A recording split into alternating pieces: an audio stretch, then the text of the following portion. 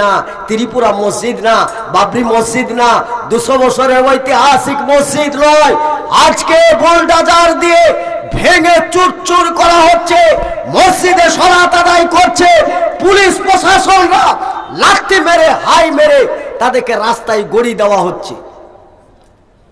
যদি ঈমান যদি আমাদের থাকতো, পায়ে লাথি মারার আগে 7 বার ভাবতো।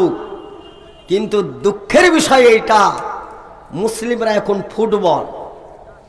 ফুটবলের কাজ কি? এ যখন চড়াম করে এক লাথি মারে, আর একজনের পায়ে যে পড়ে, আর একজন যখন লাথি মারে আর একজনের পায়ে পড়ে, মানে লাথির প্রতিযোগিতায় বল যখন গড়ে বেড়ায় ধরে বেড়ায়। এ ভাই হাজিকুল সাহেব বলটাকে এরকম ধরে নিয়েছে, একবার বলটাকে ধরে বলটাকে বলছে, আরে ভাই যার পায়ের সামনে যাও সেই তো বিরাট হাই মারে আর লাথি মারে, কি অপরাধ তোমার? বলটা দুঃখ করে বলছে, আমার কোনো অপরাধ নেই।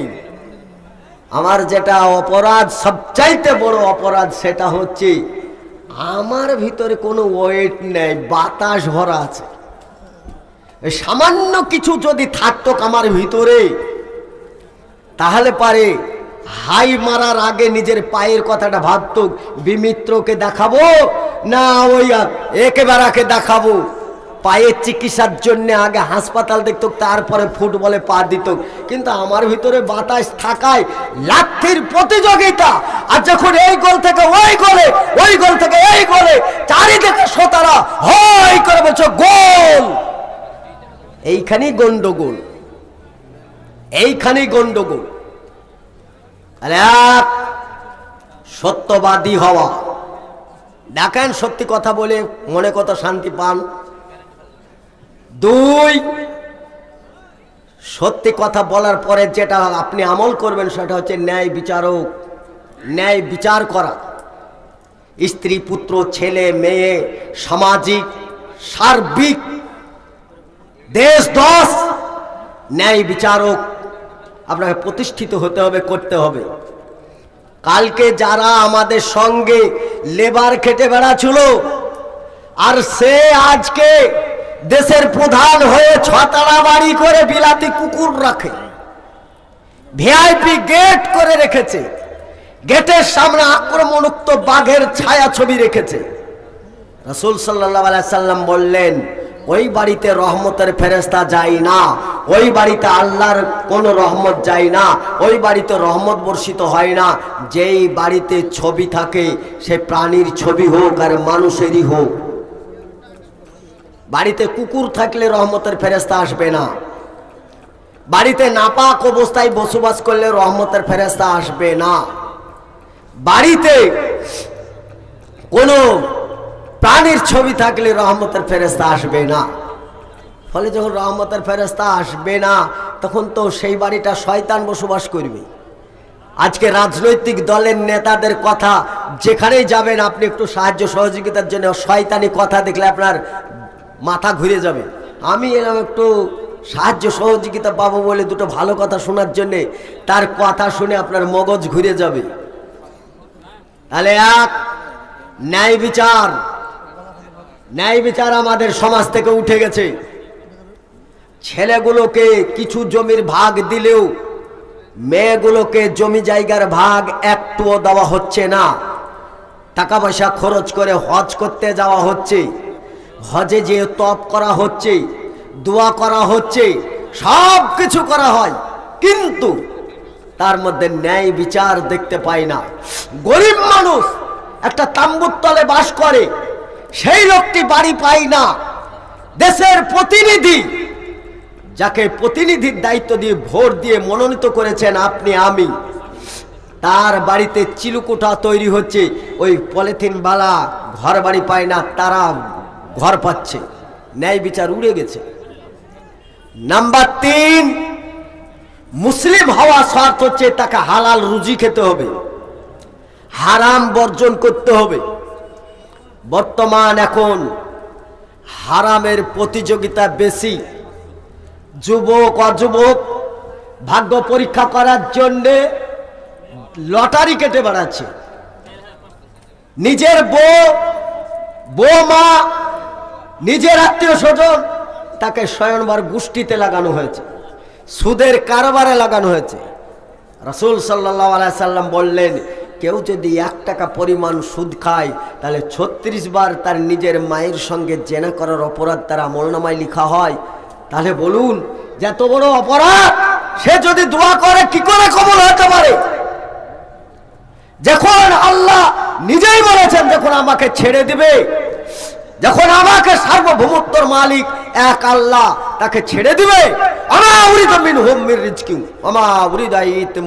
আমাকে রুজির মালিক যখন ছেড়ে দিবে, তখন তাদের উপর ওই জালেম সরকার এসে বসবে এবং তারা নিরুপায় হয়ে যখন দোয়া করবে, সুম্মা তাদউনা ফালা ইস্তাজিব লাকুম, তখন আর কোনো উপায়ও থাকবে না, কোনো দোয়া আর কবুল হবে না। আসামে আমরা গিয়েছিলাম, দেখে এসছি সামান্য একটু ইস্যু খাড়া করে দিয়ে একটি মুসলিম গ্রামকে গ্রাম আগুন লাগিয়ে দিয়ে রাতারাত্রি গবাদি পশু সহ মানুষকে পুড়িয়ে দেওয়া হয়েছে। আর কত ঘুমিয়ে থাকবেন? আমি বলি না যুদ্ধ করতে হবে, আমি একবারও বলি না জিহাদ করতে হবে, আমি একবারও বলি না যেখানে সেখানে সন্ত্রাসী শুরু করতে হবে, বরঞ্চ ইমানের দাবিদার নিয়ে যে টাকা পয়সা খরচ করে মসজিদ তৈরি করেছেন ওই মসজিদগুলোকে আবাদ করেন। দেখেন আল্লাহ সাহায্য আসবেই আসবে। যখন আপনি বিপদে পড়বেন, যখন কোনো বিপদে পড়বেন মসজিদে চলে যান। মসজিদে যাওয়ার পরে ধৈর্য সহকারে আপনি 2 রাকাত সালাত আদায় করেন। 2 রাকাত সালাত আদায় করার পরে আল্লাহর কাছে আপনি কামনা করেন, আল্লাহ বলছে আমি পূরণ করবই করব। বুঝে আসে না? বুঝে আসে না আমরা কি করব? রমজান মাস আসলে নামাজির হার বাড়ে।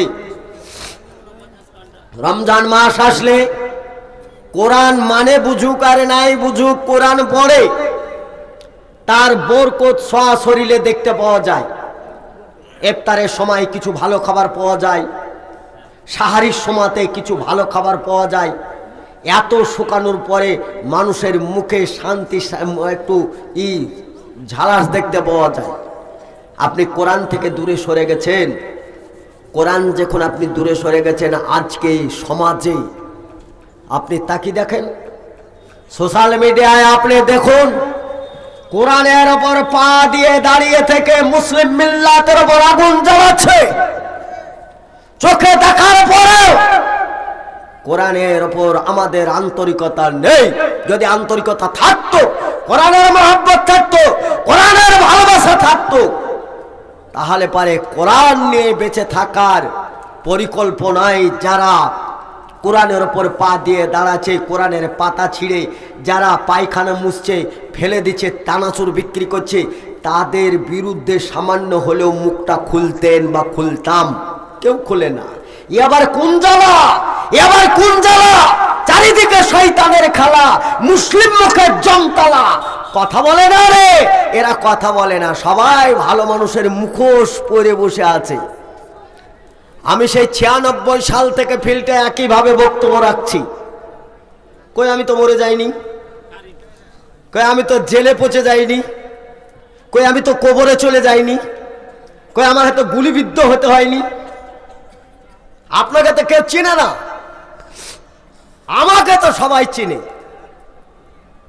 এক অফিসার পাশাপাশি বসে থাকায় এক অফিসার বলছেন, কোন সময় গ্রেফতার তো হতেই হবে, এটা একটু তো হতেই হবে। বাচ্চা হতে গেলে তো একটু যন্ত্রণা ভোগ করতেই হবে। মা ডাক শুনতে ভালো লাগে, আর বাচ্চা হতে গেলে একটু যন্ত্রণা হবে, এটা ভালো লাগে না? বাচ্চা হতে গেলে তো একটু যন্ত্রণা হবে। 2 বছর বুকের তাজা দুধকে মা শব্দটা শুনতেও তো ভালো লাগে। আতে মা শব্দটা শুনতে হলে একটু যন্ত্রণা ভোগ করতে হয়। অতএব মাঝে মধ্যে আমাদের ইমানটা কতটুকুর জন্যে থানার সঙ্গে জেলের সঙ্গে এটা একটু দেখা সাক্ষাৎ করে আসতেই হয়, উপায় তো থাকে না। কিছুদিন আগে আদিনা মসজিদ কেন্দ্র করে একটি বক্তব্য রেখেছিলাম, সরকার বিরোধী হয়ে গেছে, কখন আমি বুঝতে পারিনি। সরকার যে আমার বিরুদ্ধে হয়ে গেছে আমি বুঝতে পারিনি।